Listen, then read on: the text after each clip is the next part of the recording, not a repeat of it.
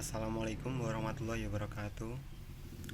Perkenalkan, nama saya Tony Ferdian Apriliano dari kelas Ekonomi Syariah K, NIM 40119031. Di sini saya akan mempresentasikan proposal skripsi saya yang berjudul Analisis jual beli buah mangga yang masih di pohon dalam perspektif ekonomi Islam, studi kasus di Desa Beton, Kecamatan Siman, Kabupaten Ponorogo.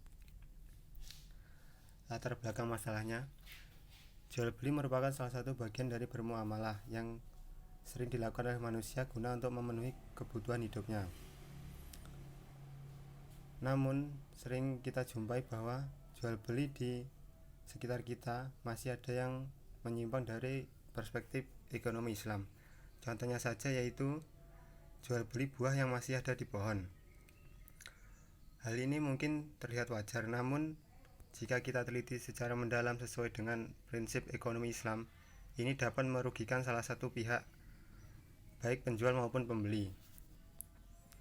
Selanjutnya, untuk rumusan masalahnya, di sini saya mengambil apa yang mendasari para pemilik pohon mangga menjual buah mangga yang masih di pohon, dan bagaimana tinjauan ekonomi Islam terhadap jual beli buah mangga yang masih berada di pohon.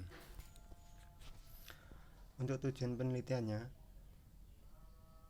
diharapkan mampu untuk mengetahui motif yang mendasari mengapa pemilik pohon lebih memilih menjual buah mangga yang masih di pohon di Desa Beton, Siman, Ponorogo.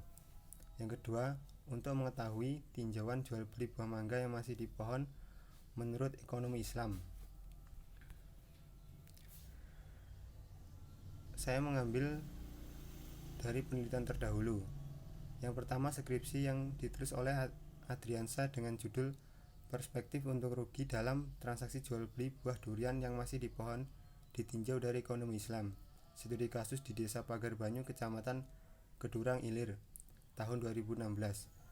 Di sini menjelaskan bahwa transaksi yang dilakukan yaitu dengan sistem borongan, di mana pembeli membeli durian dengan cara memborong durian yang masih di pohon.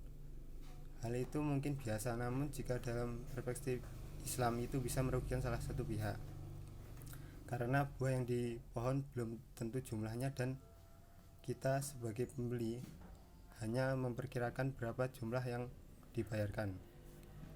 Yang kedua, ada skripsi yang ditulis oleh Marisa Nurhayati dengan judul Tinjauan Hukum Islam terhadap Praktek Jual Beli Mangga dengan Sistem Kontrak di Desa Joper, Kecamatan Jetis, Kabupaten Ponorogo, pada tahun 2017. Di sini juga masih sama, menjelaskan bagaimana transaksi jual beli dengan cara sistem kontrak, di mana pembeli membeli mangga dengan membayar terlebih dahulu dan memanennya di kemudian hari setelah buahnya siap dipanen. Hal ini bahkan bisa merugikan salah satu pihak, karena jika suatu hari kemudian buah mangganya banyak yang busuk, bisa saja pembeli merasa dirugikan. Dan yang ketiga, skripsi yang ditulis oleh Aus Saiful Azhar dengan judul Analisis Hukum Ekonomi Syariah tentang Jual Beli Buah Alpokat di Desa Getasanyar, Kecamatan Sidoarjo, Kabupaten Magetan, pada tahun 2019.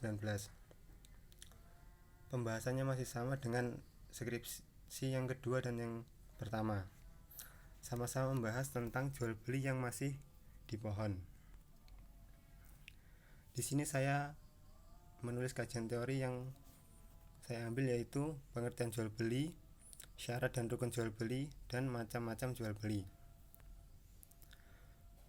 Untuk metode penelitiannya, ada jenis dan pendekatan penelitian. Di sini saya mengambil penelitian field research, yaitu penelitian langsung di lapangan, dan pendekatan kualitatif, yang dimana hasil dari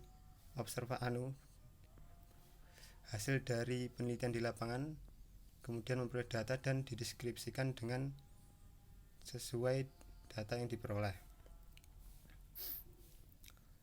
Lokasi dan tempat penelitian saya memilih di Desa Beton, Kecamatan Siman, Kabupaten Ponorogo, yang berada di lingkungan sekitar tempat tinggal saya, karena di sini juga masih banyak para pembeli yang membeli mangga langsung dari pohonnya. Data dan sumber data. Di sini ada data primer dan data sekunder.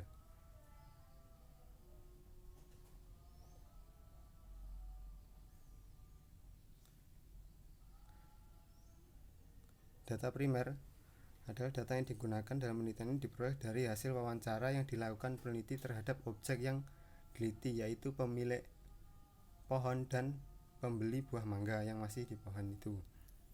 Sedangkan data sekunder adalah data yang diperoleh dari buku-buku, website, jurnal atau penelitian-penelitian terdahulu yang masih merujuk terhadap penelitian yang sama. Dan untuk teknik pengumpulan datanya, saya di sini menggunakan teknik wawancara dan observasi. Wawancara di sini saya langsung melakukan wawancara terhadap objek yang saya teliti, dan observasi yaitu langsung meneliti di lapangan sesuai dengan kebutuhan yang diteliti.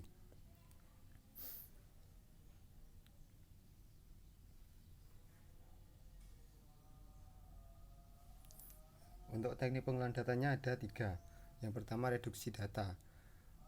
Mereduksi data berarti merangkum, memilih hal-hal yang pokok, memfokuskan pada hal-hal yang penting, dicari tema dan polanya.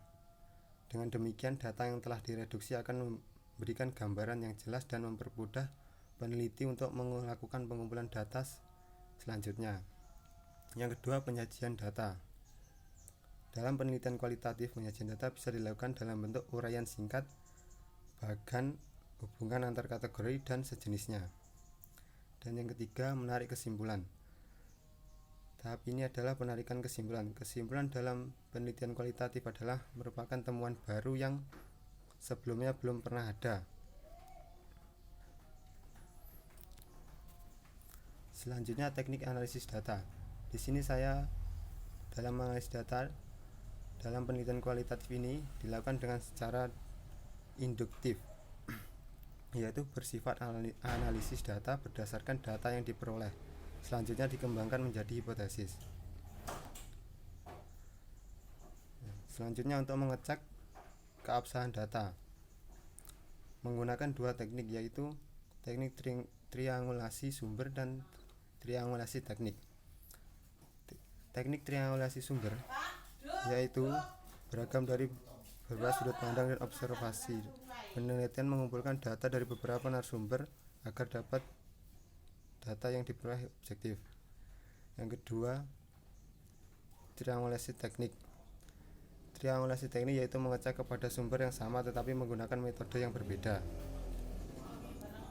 Dalam penelitian ini, peneliti mengecek kembali data yang telah ditemukan dalam proses wawancara dengan objek yang atau penjual. Kemudian peneliti menggali data dengan bagian yang membeli buah mangga tersebut. Sistematika pembahasan. Bab 1 ada pendahuluan, bab 2 ada kajian teori, bab 3 ada metode penelitian, bab 4 ada paparan data, dan bab 5 adalah penutup. Sekian presentasi dari saya. Bila ada kurang lebihnya saya mohon maaf. Akhirnya wassalamualaikum warahmatullahi wabarakatuh.